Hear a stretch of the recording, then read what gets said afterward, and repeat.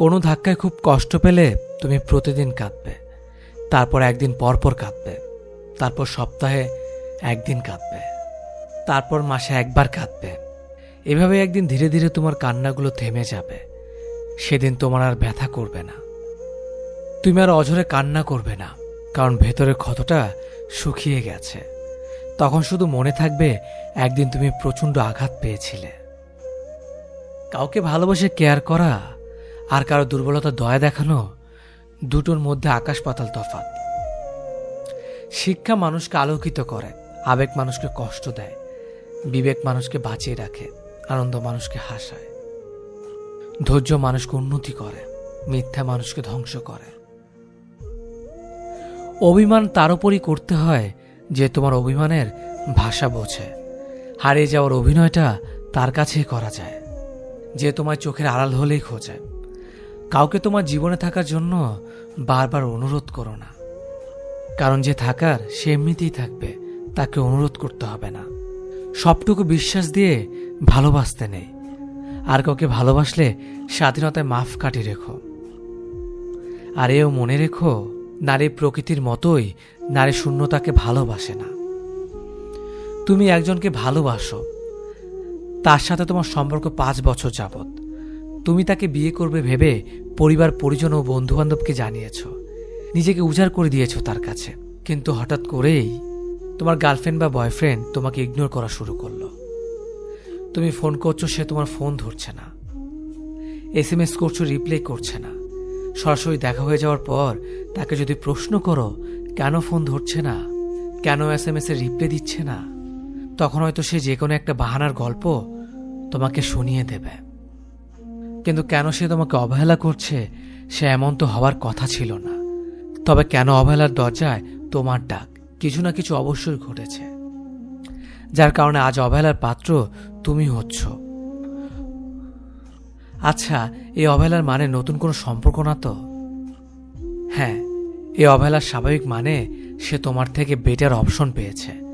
তুমি তার কাছে এখন পুরনো, হয়তো তার জীবনে নতুন কিছু প্রয়োজন, তাই সে নতুন মানুষ খুঁজে নিয়েছে। বর্তমান সমাজে সবাই নতুনের পিছনে ছুটছে।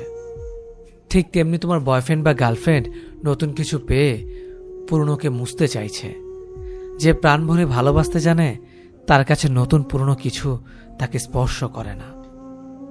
আর যার মধ্যে সত্য ভালোবাসা নেই, তার কাছে সময়ের সাথে সাথে ভালোবাসার রংটাও বদলে যায়। আর এই রং বদলানোর প্রথম ধাপ হচ্ছে ইগনোর করা। তোমাকে সে ইগনোর করছে, কখনো আবার তোমার সাথে রাগও দেখাচ্ছে, কারণ তুমি জানো নিজ থেকে তার থেকে দূরে সরে যাও। অনেক সময় তুমি ভাবতে পারো যে অন্য কোনো ঝামেলা আছে হয়তো, তার কারণেই তোমাকে ইগনোর করছে। কিন্তু একটা কথা মনে রাখবে, মানুষ যতই ঝামেলা থাকুক না কেন, প্রিয় মানুষের কাছে তার অবস্থান সবার আগে। আর শত ঝামেলার মাঝেও সে তোমাকে কোনো না কোনো ভাবে সময় দেবে। খেয়াল করে দেখো, সে তো কয়েকদিন আগেও ঘন্টার পর ঘন্টা কথা বলেছিল, আজ একদমই কথা বলছে না, অনলাইনে থেকেও রিপ্লাই দিচ্ছে না। তাহলে কিছু তো সমস্যা আছে। এটা একদিনের ঘটনা হলে বলতাম ইটস ওকে, কিন্তু যদি প্রতিদিন এমনটি করে, তাহলে নিশ্চিতভাবে বলা যায় সে অন্য কাউকে পেয়েছে। সে তোমাকে জাস্ট অজুহাত দিচ্ছে। এ ধরনের সমস্যা মানুষের জীবনে খুব ভয়ঙ্কর সমস্যার সৃষ্টি করে। তাই যতটা সম্ভব নিজেকে এই সমস্যা থেকে কাটিয়ে উঠতে হবে। এই সমস্যার সমাধান তোমাকেই করতে হবে। তোমার অনেক কষ্ট হবে, তোমার মনে হবে তার সাথে একটু কথা বলি, একটিবার জানতে চাই কেন সে আমার সাথে এমন করছে। কিন্তু মনে রাখবে, তুমি যা ভাবছো সে কিন্তু তা ভাবছে না। তুমি একটু কথা বলতে চাইছো, আর সে অন্য কারো সাথে দিব্যি সময় কাটাচ্ছে। তুমি জানতে চাইছো তোমার সাথে কেন এমন করছে, কিন্তু সে তো জানেই কেন তোমার সাথে এমন করছে। সুতরাং তোমাকে যে কাজগুলো করতে হবে তা হলো সে যে কাজ করেছে ঠিক সে কাজগুলো তোমাকে করতে হবে। যেমন সে তোমাকে দিনে একবার কল দিলে তুমিও তাকে একবারই কল করো। সে তোমার সাথে ঠিক মতন কথা বলতে চাইছে না, তুমিও তোমার কাজে ব্যস্ততা দেখাও। তুমিও তাকে জানান দাও যে তার সাথে প্রতি মুহূর্তে কথা বলার সময় তোমার নেই। এটা বোঝানোর চেষ্টা করো নিজে তুমি অনেক সুখে আছো, ফেসবুকে বন্ধুদের সাথে ছবি দাও, কাজকর্ম নিয়ে ব্যস্ত সময় পার করছো সেটা ভালো করে বুঝিয়ে দাও। সে যেন বুঝতে পারে তাকে ছাড়া তুমি ভালো আছো। যখন তুমি এই ব্যাপারগুলো নিয়মিত করবে, তখন তোমার গার্লফ্রেন্ড বা বয়ফ্রেন্ড তোমার কথা আবার ভাবতে শুরু করবে। যখন দেখবে তুমি তোমাকে নিয়ে খুব ব্যস্ত, তুমি আর তাকে নিয়ে কোনো চিন্তা করছো না, ঠিক তখনই সে তোমাকে নিয়ে আবার চিন্তা করা শুরু করে দেবে। সে তোমাকে আবার কল দেওয়া শুরু করবে, আবার সে তোমার সাথে কথা বলতে চাইবে, সে আবার তোমার সাথে দেখা করতে চাইবে। কিন্তু মনে রেখো, নিজেকে কন্ট্রোল করার ক্ষমতা তোমার থাকতে হবে। কেউ তোমাকে নিয়ে যা খুশি করবে আর তুমি তা মেনে নেবে, তাহলে জীবনে বড় ভুল করবে। তোমার উচিত হবে এমনভাবে আরও কিছুদিন দেখা, কিছুদিন পর তুমি নিজেই বুঝতে পারবে সে বর্তমানে কোন অবস্থানে আছে।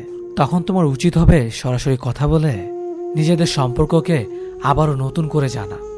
সে জানা সঠিক হলে এগিয়ে যেতে পারো। আর যদি ঝামেলা মনে হয়, তাহলে সম্পর্ককে নিয়ে গভীরভাবে ভাবা দরকার নেই। যে ভালোবাসায় দম বন্ধ হয়ে আসে, সেই ভালোবাসা না বাসলে ক্ষতি কি? যার কাছে নির্ভয়ে কিছু বলতে গেলে ভেতর কেঁপে ওঠে, এমন মানুষ অন্তত আমার জীবনে না আসুক।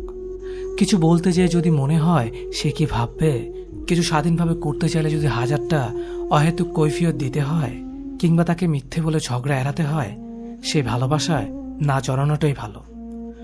সবকিছু জেনে শুনে যদি ভালোবেসে যেতে পারো, তাহলে হাতটা ধরো, নয়তো প্রতিদিন অতীত নিয়ে খোঁচা দিয়ে অনুভূতিতে আঘাত দিও না। মানসিক শান্তির জন্য ভালোবাসা, যন্ত্রণার জন্য না। ভেঙে পড়া মানুষকে সিম্পেথি কম বেশি সবাই দিতে পারে, কিন্তু ভেঙে গিয়ে ডুবতে থাকা মানুষের দিকে ঠিক কজনার হাত বাড়িয়ে দিতে পারে।